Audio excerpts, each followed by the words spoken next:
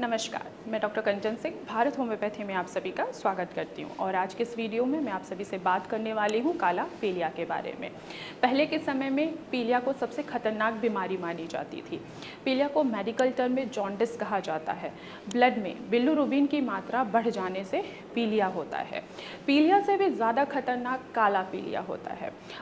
जो भी पेशेंट या जो भी व्यक्ति अगर काला पीलिया से सफ़र कर रहा है तो उनके अंदर कुछ सिम्टम्स आते हैं, जैसे कि बुखार का आना, शरीर का पीलापन हो जाना और साथ ही साथ वजन का कम होना। तो ये सारे जो लक्षण हैं ये काला पीलिया के होते हैं। आमतौर काला पीलिया हेपेटाइटिस बी और हेपेटाइटिस सी वायरस के वजह से होता है। अब ये वायरस आपके बॉडी में आपके ब्लड के थ्रू एंटर होते हैं।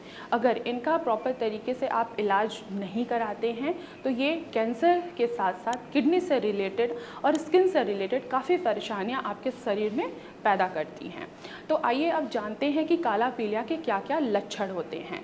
तो काला पीलिया का लक्षण सेम पीलिया के सिम्टम जैसे ही होते हैं, जैसे कि बुखार का आना, आँखों का पीलापन होना, पेशाब का कलर पीला हो जाना, नाखूनों का कलर भी पीला हो जाना, इवन कि आपकी स्किन भी पूरी तरीके से पीली ही दिखाई देती है। इसके साथ ही साथ लूज मोशन लगना, डायरिया लगना, वॉमिटिंग होना, नोजिया फील होना, भूख का ना लगना, वजन का कम हो जाना, ये सारे काला पीलिया के लक्षण होते हैं। अब आइए जानते हैं कि हेपेटाइटिस बी के वजह से काला पीलिया कैसे होता है।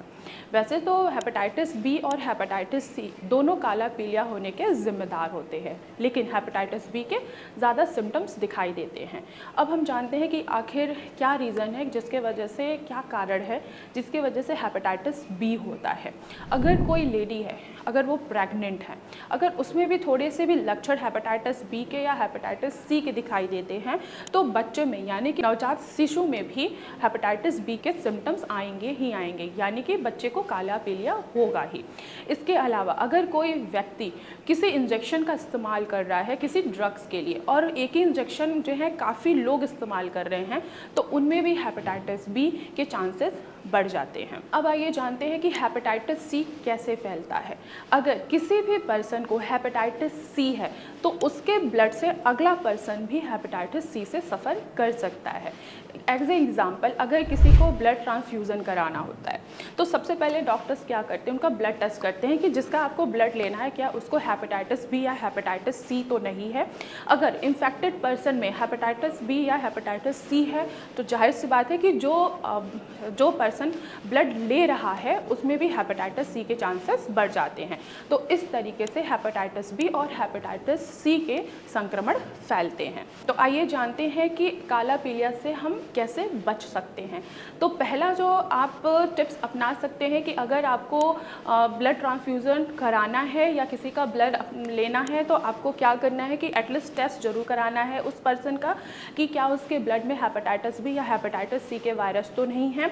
दूसरा, अगर कोई भी प्रेग्नेंट लेडी है तो उसको हेपेटाइटिस बी के टीके लगने ही चाहिए ड्यूरिंग प्रेगनेंसी।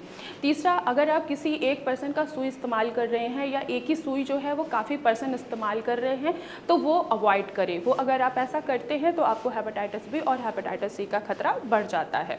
तो मैं आशा करती हूँ कि आप लोगों को समझ में आया होगा कि आखिर काला पीलिया क्या होता है, इसके लक्षण क्या होते हैं और ये कैसे फैलता है और इसकी क्या उपाय है। तो चलिए आज की वीडियो में बस इतना ही, फिर मैं मिलूँगी नेक्स्ट वीडियो में। तब तक के लिए धन्यवाद।